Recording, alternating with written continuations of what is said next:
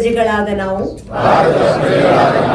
ಭಾರತವನ್ನು ಸಾರ್ವಭೌಮ ಸಮಾಜವಾದಿ ಜಾತ್ಯತೀತ ಪ್ರಜಾಸತ್ತಾತ್ಮಕ ಗಣರಾಜ್ಯವನ್ನಾಗಿ ರೂಪಿಸುವುದಕ್ಕಾಗಿ ಭಾರತದ ಎಲ್ಲ ಪ್ರಜೆಗಳಿಗೆ ಸಾಮಾಜಿಕ ಆರ್ಥಿಕ ಮತ್ತು ರಾಜಕೀಯ ನ್ಯಾಯವನ್ನು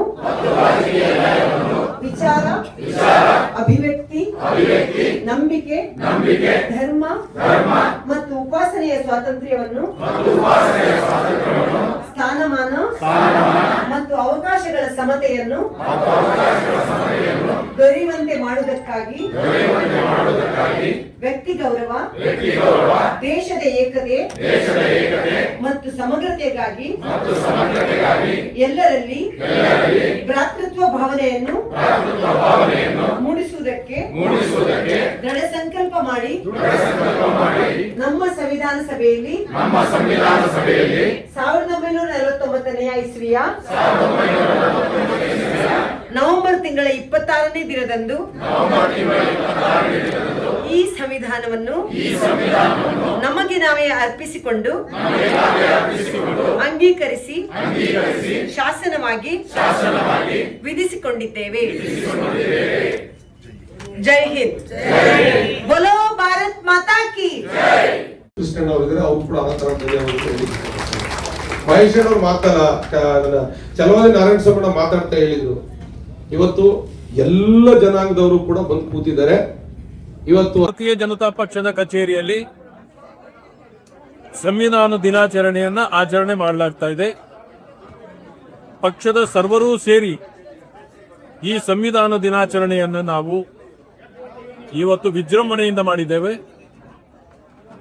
ಸಂವಿಧಾನ ದಿನಾಚರಣೆಯನ್ನ ಮಾಡಲಿಕ್ಕೆ ಯೋಗ್ಯ ಪಕ್ಷ ಯಾವುದಾದ್ರೂ ಈ ದೇಶದಲ್ಲಿದ್ದರೆ ಅದು ಮೋದಿಜಿಯವರ ನೇತೃತ್ವದ ಭಾರತೀಯ ಜನತಾ ಪಕ್ಷ ಅಂತ ಹೇಳಲಿಕ್ಕೆ ನಮಗೆ ಹೆಮ್ಮೆ ಆಗುತ್ತೆ. ಯಾಕೆ ಅಂತಂದ್ರೆ ಸಂವಿಧಾನಕ್ಕೆ ಕೊಡುಗೆ ಕೊಟ್ಟ ಪಕ್ಷ ಭಾರತೀಯ ಜನತಾ ಪಕ್ಷ. ಕಾಂಗ್ರೆಸ್ ಪಕ್ಷ ಯಾವಾಗಲೂ ಕೂಡ ಸಂವಿಧಾನದ ವಿರುದ್ಧವಾಗಿ ನಡೆದಿದೆ. ಆ ಸಂವಿಧಾನವನ್ನ ತುರ್ತು ಪರಿಸ್ಥಿತಿಯನ್ನ ಏರುವ ಮೂಲಕ ಅದನ್ನ ಕತ್ತಲ ಕೋಣೆಗೆ ತಳ್ಳಿತ್ತು. ಈ ದೇಶದ ನ್ಯಾಯಾಲಯಗಳು ಕೂಡ ಕಾರ್ಯ ಮಾಡದಂತೆ ತಡೆದಿತ್ತು.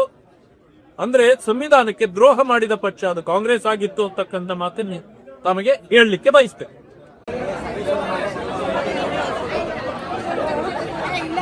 ಈ ದಿನ ನವೆಂಬರ್ 26 ಸಂವಿಧಾನ ದಿನ. ನಮ್ಮ ದೇಶವನ್ನ ಅಭಿವೃದ್ಧಿಯ ಪಥದ ಕಡೆಗೆ ಕೊಂಡೊಯ್ತಾ ಇರ್ತಕ್ಕಂಥ ಭಾರತದ ಸಂವಿಧಾನವನ್ನ ರಚನೆ ಮಾಡಿದವರು ಬಾಬಾ ಸಾಹೇಬ್ ಅಂಬೇಡ್ಕರ್ ಅವರು. ನವೆಂಬರ್ 26, 1949ರಲ್ಲಿ ಭಾರತದ ಸಂವಿಧಾನವನ್ನ ಬಾಬಾ ಸಾಹೇಬರು ಮಂಡಿಸಿದ್ರು. ಜನವರಿ 26, 1950ರಿಂದ ಸಂವಿಧಾನ ಜಾರಿಗೆ ಬಂತು. ಆದ್ರೆ ಇವತ್ತು ಸಂವಿಧಾನ ದಿನ ಅಂತ ನಾವೆಲ್ಲರೂ ಆಚರಣೆ ಮಾಡ್ತಾ ಇದ್ದೀವಿ, ಜ್ಞಾಪಿಸ್ಕೊತಾ ಇದ್ದೀವಿ. ಇದಕ್ಕೆ ಕಾರಣ ಯಾರು ಅಂದ್ರೆ ನಮ್ಮ ಹೆಮ್ಮೆಯ ಪ್ರಧಾನಿ ಸನ್ಮಾನ್ಯ ನರೇಂದ್ರ ಮೋದಿಜಿ ಅವರು. ನಿಮ್ಗೆ ಗೊತ್ತಿರಲಿ, 1950ರಿಂದ 2016ರವರೆಗೆ ನವೆಂಬರ್ 26 ರಾಷ್ಟ್ರೀಯ ಕಾನೂನು ದಿನ ಅಂತ ಆಚರಣೆ ಮಾಡ್ತಿದ್ರು. 66 ವರ್ಷಗಳ ಕಾಲ ನಮ್ಮನ್ನ ಆಳದಂತ ಯಾವ ಸರ್ಕಾರಗಳು ಕೂಡ ಇದು ಸಂವಿಧಾನ ಮಂಡನೆಯಾದ ದಿನ, ಇದು ಸಂವಿಧಾನ ಜಾರಿಗೆ ಬಂದ ದಿನ ಅಂತ ಹೇಳ್ತಿರ್ಲಿಲ್ಲ. ರಾಷ್ಟ್ರೀಯ ಕಾನೂನು ದಿನ ಅಂದ್ರೆ ಎಷ್ಟು ಜನರಿಗೆ ಗೊತ್ತಾಗುತ್ತೆ? ಇದರ ಪರ್ಸೆಪ್ಷನ್ ಚೇಂಜ್ ಮಾಡಬೇಕು ಅಂತ ಹೇಳಿ ಸನ್ಮಾನ್ಯ ನರೇಂದ್ರ ಮೋದಿ ಅವರು ಪ್ರಧಾನಿ ಆದ್ಮೇಲೆ ನವೆಂಬರ್ 26 ಸಂವಿಧಾನ ದಿನ ಅಂತ ಘೋಷಣೆ ಮಾಡಿದ್ರು. ಅಲ್ಲಿಂದ ಈಚೆಗೆ ಎಲ್ಲಾ ಸರ್ಕಾರಗಳು, ಎಲ್ಲಾ ಪಕ್ಷಗಳು, ಎಲ್ಲಾ ಸಂಘ ಸಂಸ್ಥೆಗಳು ಇವತ್ತಿನ ದಿನವನ್ನ ಸಂವಿಧಾನ ದಿನ ಅಂತ ಘೋಷಣೆ ಮಾಡ್ತಾ ಇದೆ.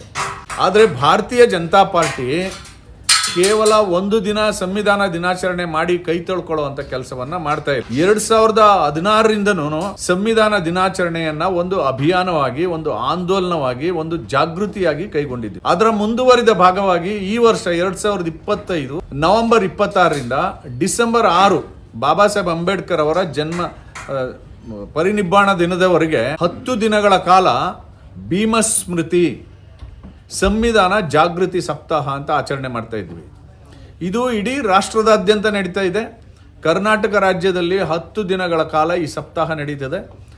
ಅದನ್ನು ಇವತ್ತು ನಮ್ಮ ರಾಜ್ಯ ಕಚೇರಿನಲ್ಲಿ ನಾನು, ಸನ್ಮಾನ್ಯ ಚಲವಾದಿ ನಾರಾಯಣ ಸ್ವಾಮಿ ಅವರು ಮತ್ತು 3 ಜನ ಬೆಂಗಳೂರು ವಿಭಾಗದ ಅಧ್ಯಕ್ಷರು ಸೇರಿ ಇವತ್ತು ಈ ಕಾರ್ಯಕ್ರಮವನ್ನು ಉದ್ಘಾಟನೆ ಮಾಡಿದ್ದೀವಿ. ಈ ಕಾರ್ಯಕ್ರಮ ಎಲ್ಲ ಜಿಲ್ಲೆಗಳಲ್ಲೂ ನಡೆಯುತ್ತೆ. 10 ದಿನಗಳ ಕಾಲ ವಿದ್ಯಾರ್ಥಿಗಳ ನಡುವೆ, ವಕೀಲರ ನಡುವೆ, ಮಹಿಳೆಯರ ನಡುವೆ, ಕಾರ್ಮಿಕರ ನಡುವೆ, ಪ್ರಬುದ್ಧರ ನಡುವೆ ಈ ಚರ್ಚೆ ನಡೆದು ಸಂವಿಧಾನ ಜಾಗೃತಿ ಇನ್ನೊಂದು ಹಂತಕ್ಕೆ ಹೋಗುವಂಥ ಕೆಲಸವನ್ನು ನಾವು ಮಾಡ್ತೀವಿ.